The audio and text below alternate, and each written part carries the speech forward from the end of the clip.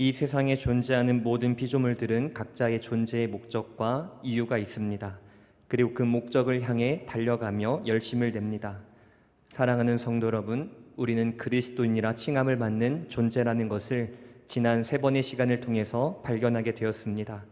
그렇다면 그리스도인은 무엇을 목적으로 두고 무엇을 향하여 열심으로 달려가야 하는 것이 바람직한 모습일까요? 오늘 말씀에 보면 크게 우리가 달려가야 할 그 곳이 어디인지를 우리에게 이렇게 말합니다. 먼저 15절 말씀에 보면 믿음 그리고 사랑이라는 단어가 등장합니다. 또한 18절 말씀에 보면 소망이라는 단어가 등장을 합니다. 다시 말하면 그리스도인은 믿음과 사랑과 소망이라는 이 삼각형의 균형을 알아가는 것, 그 안에 하나님이 어떤 분이신지를 재발견하고 우리의 믿음의 고백으로 만들어 살아가는 것, 이것이 바로 그리스도인이 성장해야 하며 추구해야 하며 지향해야 할 바람직한 모습이라는 것입니다.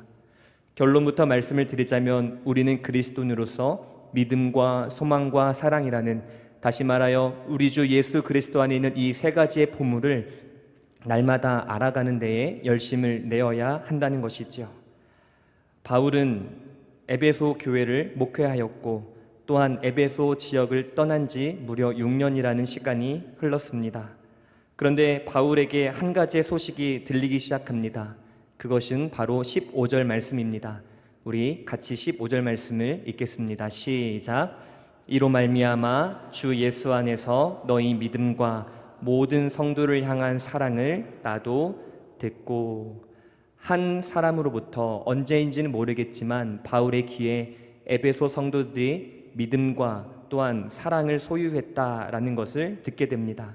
이 사실을 듣고 바울은 2가지의 반응을 보입니다. 우리 16절 말씀 같이 읽겠습니다. 시작. 내가 기도할 때에 기억하며 너희로 말미암아 감사하기를 그치지 아니하고. 이 소식을 듣고 바울이 행한 2가지의 반응은, 첫 번째는 감사입니다. 에베소 성도들이 진정한 믿음을 가졌을 뿐만 아니라 믿음에 부응하는, 다시 말하여 믿음에 합당한 사랑의 행위를 실천하고 있음을 듣고 하나님께 감사하는 내용을 담고 있습니다. 바울은 그들의 믿음과 사랑을 들었을 때 왜 감사했을까요? 그리고 그 감사를 왜 그치지 않고 계속해서 감사했을까요? 바울이 생각했을 때에 에베소 성도들이 보여주었던 그들의 믿음과 사랑은 구원의 결과라고 보았기 때문입니다. 다시 말하면 하나님께서 그 에베소 교회 성도들을 찾아가 주시고 만나 주셔서 그들에게 믿음과 사랑을 주셨다는 것은 그들이 진정한 그리스도인이 되었다라는 것을 바울은 다시 한번 발견하게 되었기 때문에 그 모든 구원을 이루신 하나님께 감사의 영광을 올려드리고 있는 것이지요. 뿐만 아니라 2번째 반응은 무엇입니까? 에베소 성도를 향한 기도를 끊이지 않는 것을 우리가 볼 수 있습니다. 어떤 기도의 내용이었을까요? 무엇을 위한 기도의 내용이었을까요? 바울은 에베소 성도들이 자신의 그 현재 상태에 만족하지 않고 그들이 지금 소유한 현재의 단계의 믿음과 사랑보다 계속해서 나아가야 할 영적 단계가 있다는 것을 에베소 교회 성도들에게 가르쳐 주기를 원했던 것입니다. 다시 말하면 이렇게 말하는 것이지요. 사랑하는 에베소 성도들아, 내가 너희의 구원을 들었고 그 구원이 지속되고 있음을 내가 들어 너무 감사하다. 하지만 너희는 그 지금의 현재에 머무는 것이 아니라 계속해서 믿음과 소망과 사랑이라는, 다시 말해 예수 그리스도 안에 있는 그 놀라운 보물을 알아가도록 계속해서 성장해 가야 한다. 내가 너희를 위하여 기도하겠다라는 것을 말하고 있다라는 것입니다. 우리는 이 바울의 2가지의 반응을 통하여 이러한 것들을 적용해 볼 수 있을 것 같습니다. 바울의 목회자적인 자세를 통해 영적인 지도자, 영적인 부모, 영적 선생으로서 우리가 지향해야 할 자세가 무엇인지를 한번 적용해 보고자 합니다. 수요 예배라서 아마 많은 분들이 오셨을 터인데, 특별히 이곳에는 셀장과 인턴이 계시고 또한 교사가 계시고 또한 가정에서 부모로 계신 분들이 아마 대부분일 것입니다. 그렇다면 우리가 영적인 지도자, 부모, 선생으로서 지금 현재 가장 우선순위를 삼고 추구하며 열심을 내야 할 것은 무엇일까요? 그렇습니다. 나에게 맡겨주신 그 양들의 믿음의 수준을 위하여서 날마다 기도하는 것입니다. 그들의 믿음이 땅에 떨어지지 않도록 날마다 관리하고 도와주며 돌아보며 사랑과 선행을 격려하며, 이러한 모습이 바로 바울의 목회자적인 모습이었고 이 말씀을 통해 우리에게 요구하며 도전하고 있다는 것입니다. 요즘 무엇을 위해 기도하고 계십니까? 먹고 사는 문제입니까? 자녀의 진로의 문제입니까? 아니면 질병의 문제입니까? 이러한 기도의 내용은 현실적이기도 하며 중요한 기도입니다. 그러나 오늘 바울의 기도를 통하여 우리가 먼저 발견할 수 있는 것은 우리의 기도의 내용의 우선순위를 재정립하라는 것입니다. 의식주보다 가장 먼저 기도해야 할 것은 내가, 그리고 나에게 속한 그 양들, 또한 우리 공동체가 하나님을 알아가는 일에 열심을 내어야 한다. 이 일에 우리가 함께 기도하는 마음으로 나아가야 하는 것이지요. 그래서 17절 말씀에 바울은 이렇게 말합니다. 우리 17절을 같이 읽겠습니다. 우리 주 예수 그리스도의 하나님 영광의 아버지께서 지혜와 계시의 영을 너희에게 주사 하나님을 알게 하시고. 바울의 기도의 내용을 조금 구체적으로 살펴보기를 원합니다. 그 내용의 첫 번째는 사랑하는 에베소 성도들이 하나님을 더 알기를 원하는 내용의 기도를 올려드렸습니다. 바울은 에베소 전체를 통해서 매우 어렵고 신비한 하나님의 영역, 하나님의 교리를 에베소 교회 성도들에게 가르쳤습니다. 1장만 보아도 어려운 교리들이 많이 등장을 하지요. 삼위일체, 구원, 칭의, 양자, 성화, 인침, 다양한 교리들이 등장을 합니다. 그렇다면 바울이 지금 여기에서 하나님을 더 알게 해달라고 드리는 기도는 무엇을 의미하는 것일까요? 에베소 성도들이 이 어려운 교리를 아직 다 이해하지 못했기 때문에 더 잘 알게 해달라는 기도였을까요? 그러한 내용도 맞지만 그것이 아니라 에베소 성도들이 하나님을 알고 있는 것보다 더 많이 알아가고자 하는 그 마음을 부어달라고 바울은 기도하고 있는 것입니다. 다시 말하면 그들의 선입견과 고정관념이란 틀을 깨고 무한하신 하나님의 깊이를 알아가는 데에 열심을 낼 수 있는 나의 사랑하는 가족들이 되기를 원한다라며 기도하고 있는 것이지요. 사랑하는 성도 여러분, 아는 만큼 보입니다. 또한 보이는 만큼 믿을 수 있습니다. 또한 믿는 만큼 성장할 수 있습니다. 다시 말하면 성장하기를 원한다면 우리는 하나님에 대해서 알아가는 데에 열심을 내어야 하는 것이지요. 내가 믿는 하나님이 어떤 분이신지를 아는 사람은 그의 신앙과 인생이 달라지고 확실한 삶, 확신의 삶을 살아갑니다. 반면 내가 믿는 하나님에 대해서 잘 알지 못하면 그의 인생도 신앙도 불확실하며 방황하며 그의 인생은 미로의 길로 빠지게 되는 것이지요. 다시 한번 권면드리고 부탁드리지만 우리는 신앙의 연수와 직분에 상관없이 우리는 끊임없이 추구해야 할 것은 바로 성삼위 하나님의 어떠하심을 날마다 알아가야 한다는 것입니다. 이 지식이 없으면 하나님을 바르게 알아갈 수 없고, 이 지식을 소유하지 못하면 우리의 신앙은 매너리즘에 빠지게 되며, 이 지식이 없으면 하나님을 예배하며 성도 간의 교제가 얼마나 아름다운지를 발견할 수 없게 되는 것입니다. 지식의 소중함, 이것을 우리 마음 가운데 꼭 간직하며 살아갈 수 있기를 간절히 소망합니다. 제가 한 달 전에 휴가를 맞이하여서 어디를 갈까 고민하다가 심심해서 광주 지역을 돌아보았습니다. 그래서 유스퀘어를 가게 되었고 그곳의 한 서점에 방문하게 되었습니다. 서점에 가보니까 책을 사지 않아도 편안하게 책을 읽는 분위기가 너무나도 자연스럽게 형성되었습니다. 아마 몇십 년 전만 해도 그렇게 하면 분명히 핀잔을 주었을 텐데 너무나도 자연스러운 문화에 다시 한번 놀라게 되었습니다. 혹시 서점 중에 교보문고라는 서점을 아십니까? 그 교보문고의 초대 회장이었던 고 신용호 회장의 이야기가 있습니다. 이 고 신용호 회장은 이 교보문고를 세울 때 한 가지의 이념을 가지고 있었다고 말합니다. 그 이념은 교육을 통한 인재 양성만이 민족의 미래다라는 신념이 확고했고, 이 신념을 이루기 위하여서 그는 돈을 모았고 그 돈을 가지고 만든 기업이, 창업한 기업이 바로 교보문고입니다. 그리고 그는 그 기업을 처음 운영할 때에 운영 방침 5가지를 세웠다고 합니다. 제가 읽어드리겠습니다. 첫 번째 방침, 모든 고객에게 친절하고 초등학생에게도 반드시 존댓말을 쓰라. 두 번째, 책을 한 곳에서 오래 읽는 것을 절대 말리지 말라. 세 번째, 책을 읽는 것과 책을 사지 않아도 눈총을 주지 말라. 네 번째, 책을 앉아서 노트북에 베끼더라도 그에게 망신을 주지 말라. 다섯 번째, 책을 훔쳐가더라도 도둑 취급하지 말며 눈에 띄지 않는 곳에 조용히 데려가 좋은 말로 타일러라 라는 운영 방침을 세웠다고 합니다. 왜 이런 방침을 세웠을까요? 앞에도 말씀드렸지만 이 사람에게 가장 중요한 신념은 이 나라가 다시 한번 일어나고 강국이 되려면, 다시 한번 새롭게 도약하려면 인재가 필요한데 그 인재 양성의 시작은 지식이었다라는 것을 발견했기 때문입니다. 사랑하는 성도 여러분, 하나님을 알아가는 갈망, 열심, 나아가 교육이 없이는 그리스도인의 바른 삶은 절대 불가능할 것입니다. 나아가 하나님을 알아가는 지식이 없이는 바른 성경관, 바른 교회관, 바른 가정관, 바른 물질관, 바른 세계관 또한 바르게 정립될 수 없을 것입니다.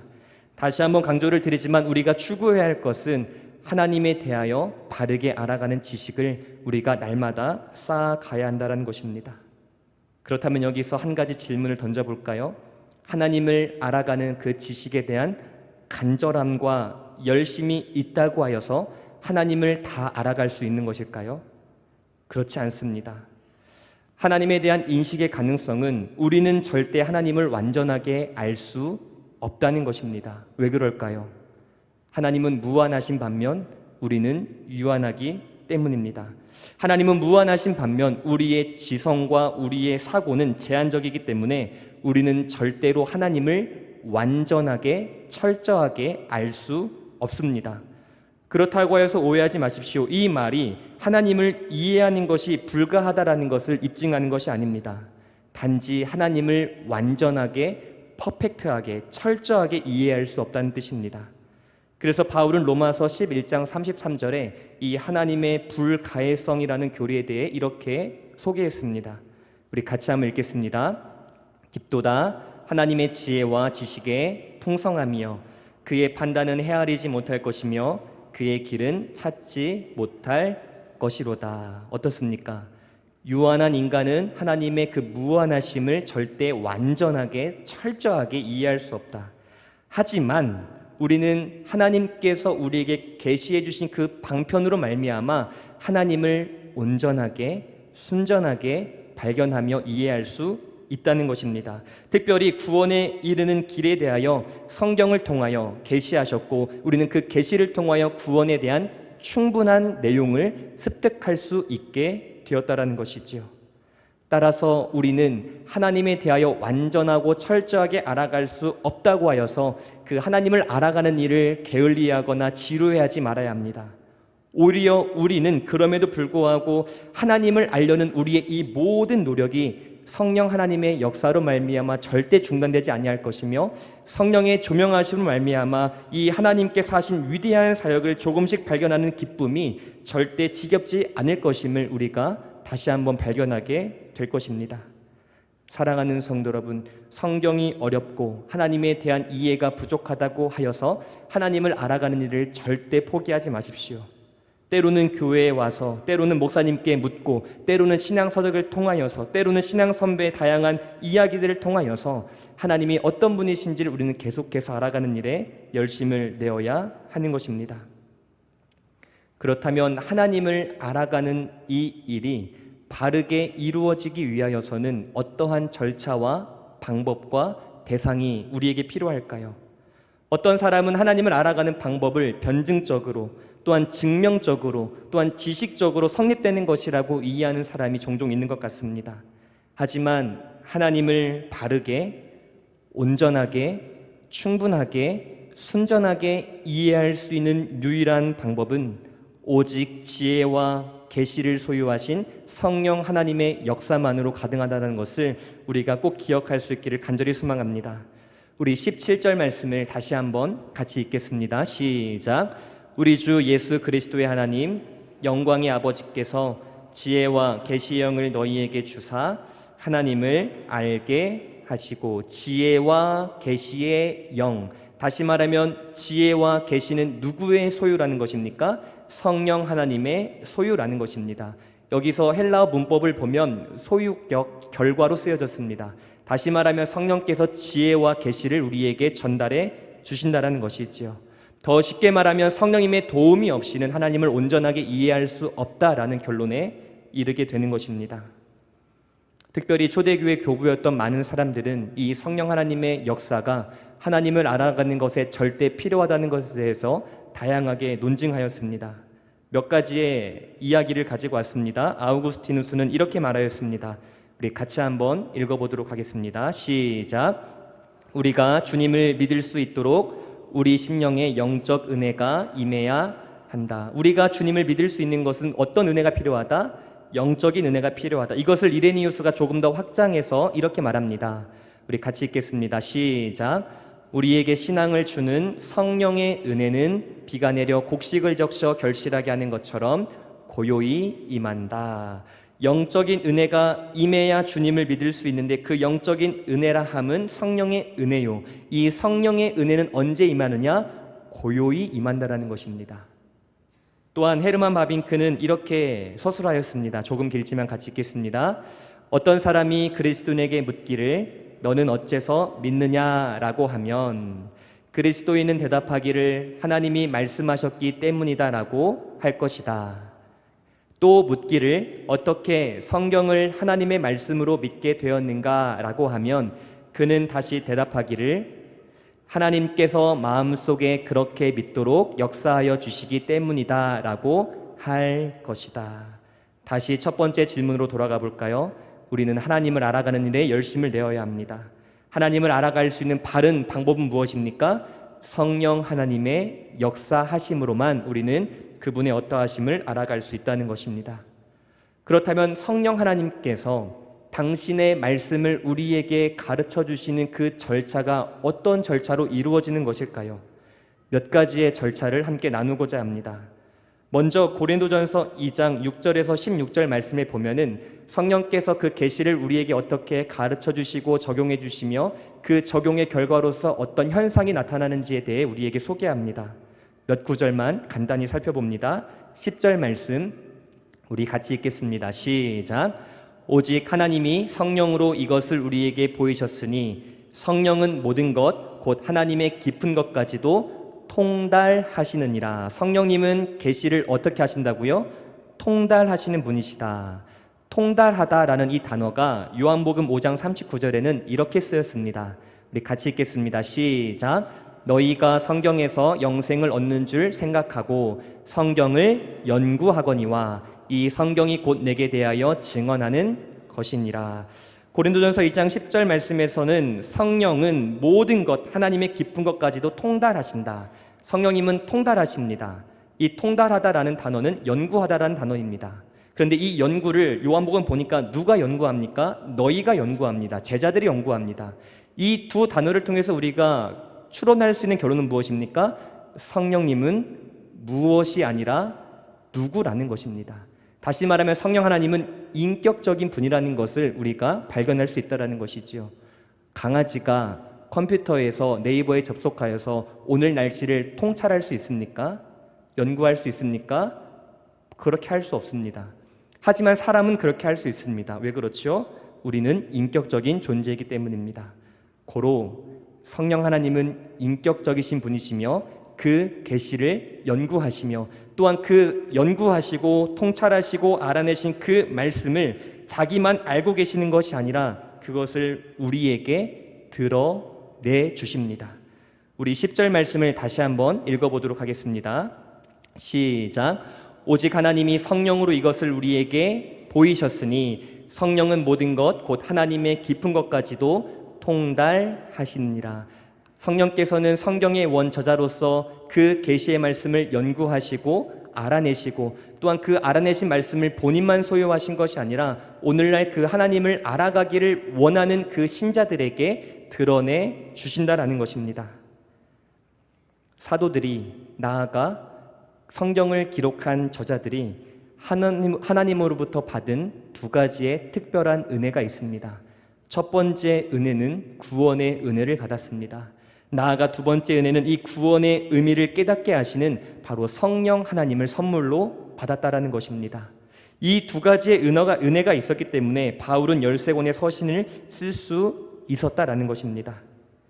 성령 하나님은 계시를 적용해 주실 때 먼저는 연구하시고 나아가 그것을 드러내시고 나아가 어떻게 하실까요? 12절, 13절 말씀을 계속해서 읽겠습니다. 시작.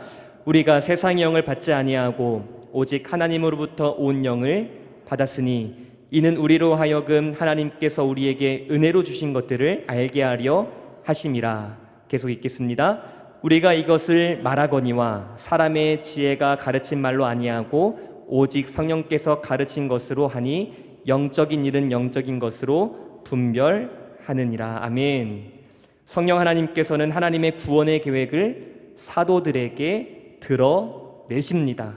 이 복음을 사도들을 통하여 다른 이들에게 전달하십니다. 성령께서는 자신이 알고 계시는 것을 숨겨두시는 것이 아니라 사도들에게 전하셨고 또한 이 사도들은 그 말씀을 많은 이들에게 증거했다라는 겁니다. 이 과정에서 성령이 하시는 일은 무엇이냐? 바로 영감의 사역을 하신다라는 것입니다.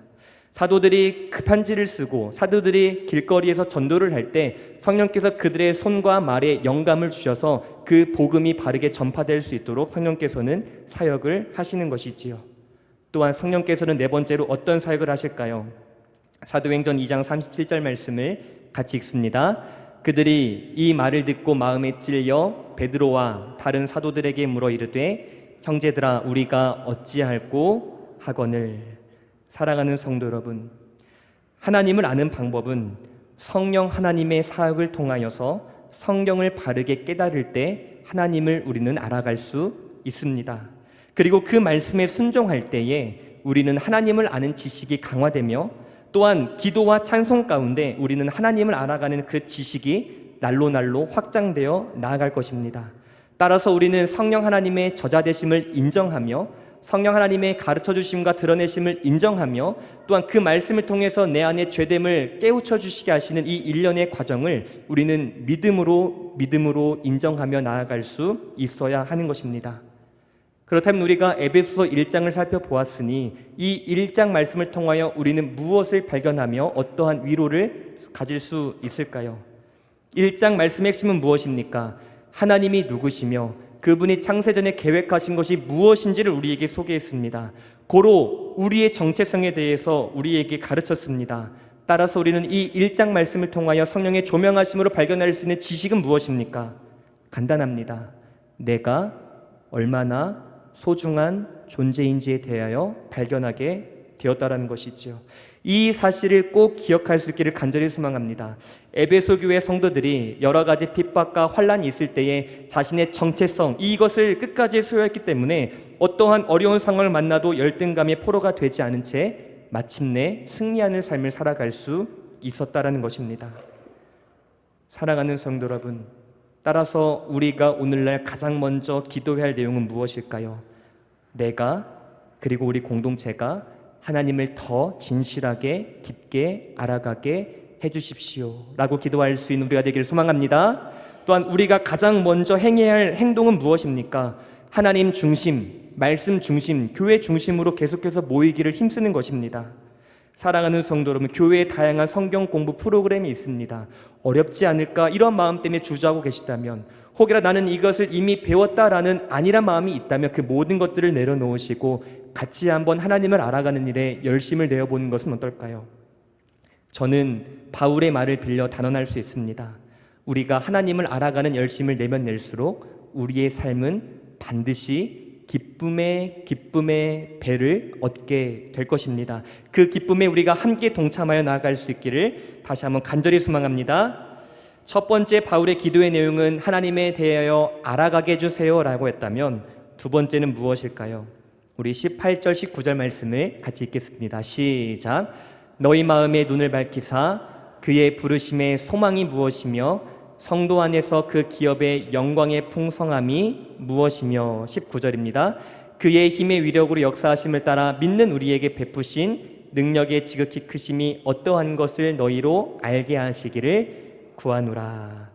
18절부터 한번 다시 보도록 하겠습니다. 18절 말씀에 보니까 너희 마음의 눈을 밝히사 무엇을 발견하게 달라? 그의 부르심의 소망이 무엇인지를 먼저 발견하게 해주세요라며 기도하고 있습니다. 그러니까 우리가 구원받은 이후로부터 기도의 내용과 우리의 신앙생활의 관점이 어디에 묶여 있냐면 그냥 하나님의 나라에서 누릴 복, 하나님의 나라에서 누릴 영생, 천국, 하나님과의 깊은 교제, 연합, 예배, 찬송, 이것은 당연합니다. 근데 여기에만 우리의 영광과 소망이 묶여 있다는 것이 단점 중에 단점이요, 치명적인 단점이라는 것이지요. 그래서 바울은 우리가 그 하나님의 나라에서 누릴 소망뿐만 아니라 지금 이 순간 누려야 할 소망이 무엇인지를 소개하는데, 그것은 바로 그의 부르심의 목적이 무엇인지에 대하여 우리가 소망을 가지라는 것입니다. 사랑하는 성도 여러분, 하나님께서 여러분들을 창세전에 구원하시고자 선택하셨습니다. 그리고 이 땅 가운데 보내어 주셨습니다. 여러분들을 왜 구원하셨고 왜 지금 이 순간 이 자리 가운데 여러분들을 세워주셨을까요? 왜 여러분들의 목숨을 어제가 아닌 오늘이라는 시간 가운데 연속적으로 허락해 주셨을까요? 다른 것이 아닙니다. 우리의 삶의 목적, 우리를 부르신 그 소망의 목적은 다른 것이 아니라 하나님의 영광을 찬양하도록 하기 위하여서 우리에게 호흡을 연장시켜 주셨다는 것입니다. 나아가 거룩하고 흠이 없는 자녀로서 순결함을 이 땅 가운데 실현해 나아가도록 우리에게 부르셨다는 것을 우리가 꼭 기억할 수 있기를 간절히 소망합니다. 하나님 나라에 가서 하나님의 얼굴을 뵙는 그 소망뿐만이 아니라 이 땅에서 소유해야 할 소망이 있다면 나를 부르신 목적이 무엇인가? 그것은 하나님의 영광을 드러내며 그분의 아름다우심을 찬양하는 것, 나아가 거룩하고 흠이 없는 자녀로서 이 땅에 살아가는 것이다. 이 두 가지가 함께 내 안에서 소망으로 이루어져야 한다. 내 소망으로 계속해서 뜨거워져야 한다라는 것을 우리가 꼭 기억할 수 있기를 간절히 소망합니다. 또한 우리가 기억해야 할 것은 무엇입니까? 우리가 하나님 나라에 들어가 받을 그 기업의 영광이 얼마나 부요한지를 우리는 계속해서 알아갈 필요가 있다는 것입니다. 오늘날 많은 현대인들을 보면 풍족한 것 같습니다. 통장의 잔고를 보면 동그라미가 많고 집도 많고 차도 많고 많은 것들을 소유하고 있습니다. 그런데 우리는 왜 계속해서 궁핍하다고 느끼는 것일까요? 인간이 무엇인가 궁핍을 느끼는 이유는 우리에게 무엇이 없어서가 아닙니다. 있는 것, 이미 받은 것을 깨닫지 못하고 그 받은 것을 제대로 활용하지 못하기 때문에 우리는 아무리 많은 것을 가져도 날마다 궁핍하며 허전함을 느낀다라는 것입니다. 사랑하는 성도 여러분, 우리가 이 궁핍이라는 죄의 굴레에서 벗어나기 위해 필요한 자세는 무엇입니까? 우리가 예수 그리스도를 믿는 믿음으로 이미 받은 그 기업, 그 영광이 얼마나 풍요로운지, 얼마나 부요한지를 알 때에 우리는 없는 중에 누리며 두려움 중에 담대하게 살아갈 수 있다는 것입니다. 사랑하는 성도 여러분, 사람의 언어로는 그 영광을 다 표현할 수 없습니다. 그것이 바로 하나님 나라의 영광이요, 하나님께서 우리에게 주신 기업입니다. 우리가 지금 이곳에서는 잠시 가난할 수 있습니다. 그리고 잠시 병들 수 있습니다. 그리고 우리는 다양한 문제로 고생할 수 있습니다.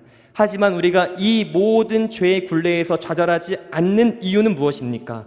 우리가 들어갈 그 하나님의 나라의 천국의 영광과 그곳에서 우리에게 예비하신 그 기업이 얼마나 놀랍고 가치 있는 것인지를 우리가 발견할 때에 우리는 이 죄 많은 세상 가운데서도 승리하며 살아갈 수 있다는 것입니다.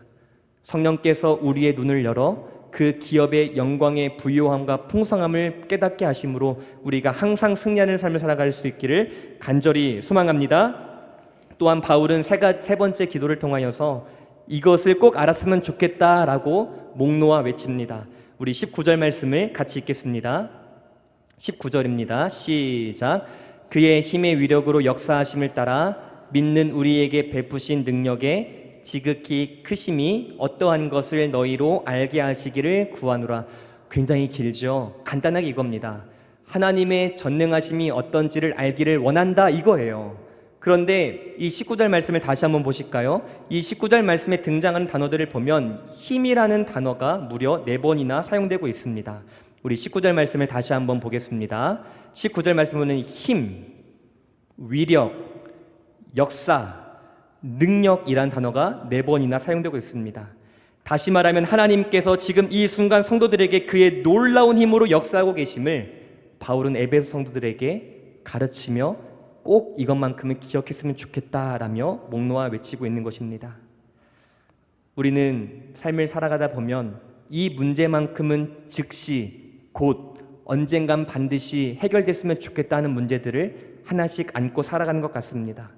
하지만 그 문제가 시간이 흐르고 계절이 변한다 할지라도 변하지 않는 것을 볼 때마다 우리는 하나님의 존재와 하나님의 성품에 대하여 의심하며 살아갈 때가 종종 있습니다. 그리고 우리는 그 하나님에 대하여 이렇게 오해하며 착각하며 하나님 앞에 배은망덕한 모습을 보입니다. 하나님은 능력이 없으셔. 하나님의 손은 있지 않아. 하나님은 바빠서 나에게 관심이 없어 라며 불신의 모습을 살아가고 있습니다.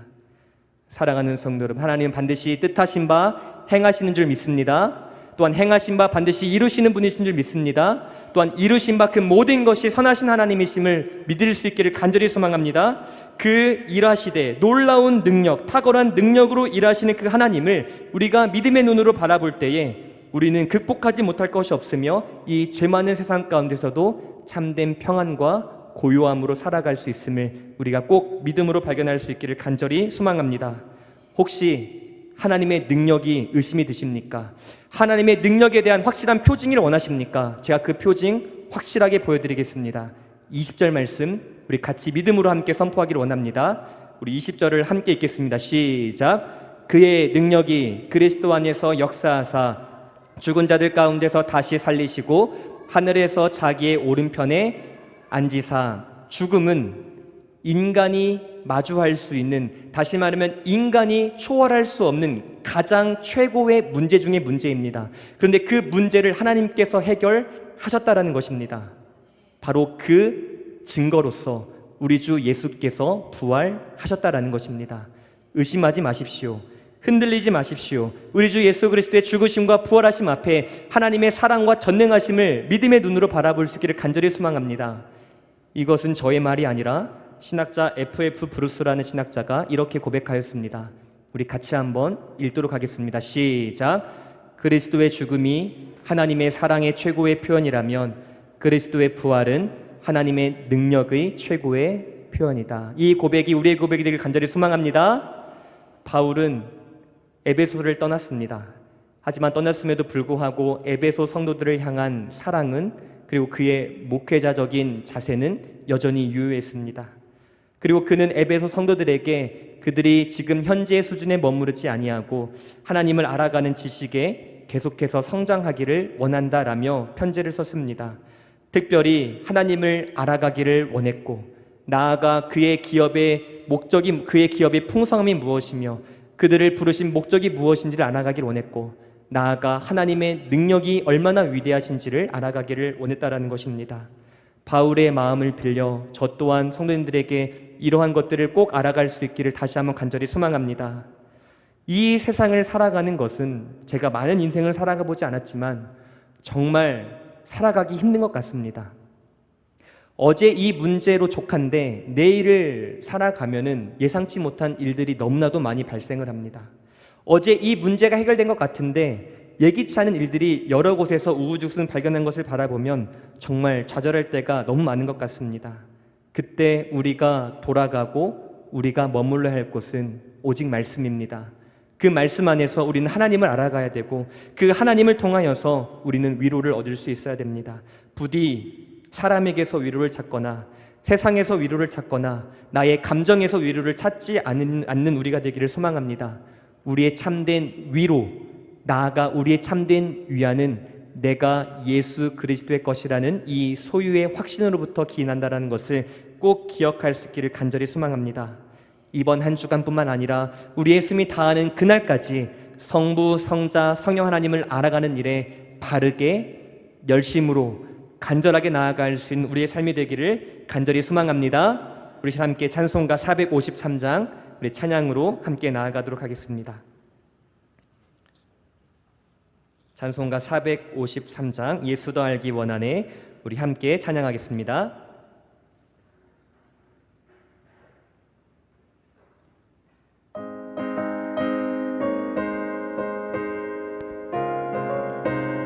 예수도 알기 원하네.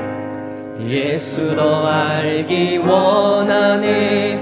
크고도 넓은 은혜와 대속해 주신 사랑을 간절히 알기 원하네. 내 평생의 소원, 내 평생의 소원, 대속해 주신 사랑을 간절히 알기 원하네. 성령이 스승 되셔서 진리를 가르치시고 거룩한 뜻을 깨달아 예수를 알게 하소서. 내 평생의 소원, 내 평생의 소원, 대속해 주신 사랑을 간절히 알기 원하네. 성령의 감화 받아서 하나님 말씀 배우니 그 말씀 한 절 한 절이 내 맘에 교훈되도다. 내 평생의 소원, 내 평생의 소원, 대속해 주신 사랑을 간절히 알기 원하네. 예수가 계신 보좌는 영광에 둘러있도다. 평화의 왕이 오시니 그 나라 왕성하도다. 내 평생의 소원, 내 평생의 소원, 대속해 주신 사랑을 간절히 우리 2절 한번 더 고백합시다. 성령이 스승 되셔서 진리를 가르치시고 거룩한 뜻을 깨달아 예수를 알게 하소서. 내 평생의 소원, 내 평생의 소원, 대속해 주신 사랑을 간절히 알기 원하네. 우리 하나님께 기도하며 나가기를 원합니다. 우리 하나님께 기도할 때 주님, 우리가 그동안 주님을 잘 안다고 하였지만 주님, 우리가 이 교만을 내려놓고 겸손한 마음으로 주님을 더 알아가기를 원합니다. 성령 하나님, 우리에게 그 진리의 말씀을 깨닫게 하여 주시고 뿐만 아니라 그 말씀을 우리의 삶 가운데 실현해 나아가 정말 우리의 모든 삶을 통하여서 복음의 열매가 맺어질 수 있는 우리 삶의 대로 기도하기를 원합니다. 나아가서 우리가 나아가는 이 교회, 우리가 함께하는 이 공동체가 정말 하나님 중심의 교회가 되기를 원합니다. 하나님을 알아가는 일에 열심을 다하면서 그 열심을 통하여서 그 사랑이 확장되며 나아갈 수 있는 우리 교회가 되게 해달라고 우리 전에 주님의 이름 부르며 함께 기도하며 나아갑시다. 주여,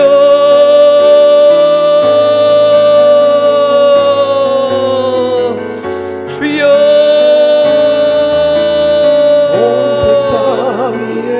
하나님 아버지 진심으로 감사합니다. 하나님, 우리가 정말 하나님을 알아가기를 원합니다. 하나님, 우리가 다시 한번 새롭게 시작하는 마음으로 우리가 지난 내 모든 지식과 우리 모든 연수와 우리 모든 경험은 잠시 내려놓고 이 시간 새롭게 태어남으로 말미암아 주님을 알아가기에 다시 한번 시작과 열심을 낼 수 있는 우리의 믿음이 될 수 있도록 주님 붙잡아 주시옵소서. 하나님을 바르게 알아가기를 원합니다. 하나님을 간절히 알아가기를 원합니다. 하나님을 순전하며 온전하게 알아가기를 원합니다. 하나님, 이 모든 것을 행할 수 있도록 성령께서 날마다 우리 마음 가운데 조명하여 주시옵소서. 성령 하나님의 역사하심이 아니고서는, 성령 하나님의 놀라우신 은혜 아니고서는 우리는 하나님을 단 한 발짝도 알아갈 수 없는 연약한 존재임을 다시 한번 깨닫습니다. 주님 말씀하여 주시옵소서. 성령 하나님 깨닫게 하여 주시옵소서. 죄로 인하여 오염된 우리의 지성과 우리의 마음 가운데 주님께서 빛을 비춰주시고 이 빛으로 말미암아 하나님의 아름다우심을 바르게 깨닫게 하여 주시고 다시 한번 이 믿음으로 말미암아 하나님의 사랑을 실현하며 우리의 삶 가운데 복음의 열매를 맺어갈 수 있는 우리의 모든 삶이 될 수 있도록 주여 함께하여 주시옵소서. 하나님뿐만 아니라 우리가 이 땅 가운데서 하나님 나를 부르신 목적이 무엇이며 또한 하나님 나라에서 받을 그 기업의 풍성함과 부유 이유하며 어떠한지를 날마다 알아가기를 원합니다.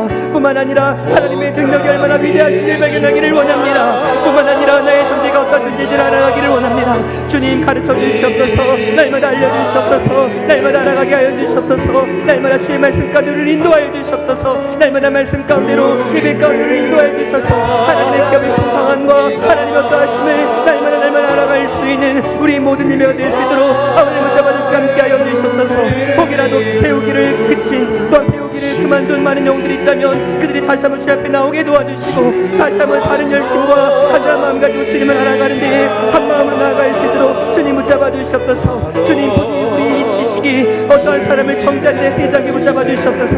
어떠한 나의 의를 드러내는 데 쓰이지 않게 붙잡아 주시옵소서. 오직 우리의 이 지식의 축적은 오직 예수 그리스도를 닮아가며 오직 성령 하나님의 열매를 맺어가는 데 쓰임받을 수 있도록 붙잡아 주시옵소서. 알아가는 마음도 더 견고하게 도와주시고 더 낮아지며 하나님의 미라로 쓰임받을 수 있는 우리 모두의 성도들의 삶이 될 수 있도록 아버지를 붙잡아 주시고 함께하여 주시옵소서. 알아갈 때마다 주님을 더 깊이 알아가게 도와주시고 하나님 알아갈 때마다 더 겸손하게 도와주시고 더 겸손할 때마다 더욱 우리 모든 삶 가운데에 복음의 확산자로 살아갈 수 있는 우리 모든 성도들의 삶이 될 수 있도록 주님 붙잡아 주시옵소서. 나를 통하여 일하시는 하나님을 기대하며 나아갑니다. 나를 통하여 역사하시는 하나님의 놀라운 영광을 기대하며 나아갑니다. 하나님이 받으실 그 기쁨을 위하여 나아갑니다.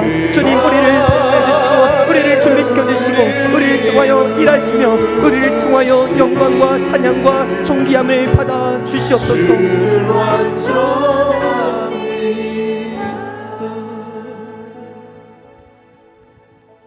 그러므로 사랑하는 자들아 너희가 이것을 미리 알았은즉 무법한 자들의 미혹에 이끌려 너희가 굳센 데서 떨어질까 삼가라. 오직 우리 주 곧 구주 예수 그리스도의 은혜와 그를 아는 지식에서 자라가라. 영광이 이제와 영원한 날까지 그에게 있을지어다. 이제는 우리 주 예수 그리스도의 은혜와 하나님 아버지의 사랑하심과 성령 하나님의 교통하심이 하나님을 깊이 알아가기를 원하며 성령 하나님의 도우심을 받으며 바른 믿음 안에 거하기를 원하며 결단하며 돌아가는 사랑하는 우리 모든 주의 자녀들 머리머리 위에와 주님의 피로 값주고 사신 첨단 겨자씨 교회와 이 나라와 민족과 세계 열방과 선교사님 가운데 이제로부터 영원토록 항상 함께 있을지어다. 아멘.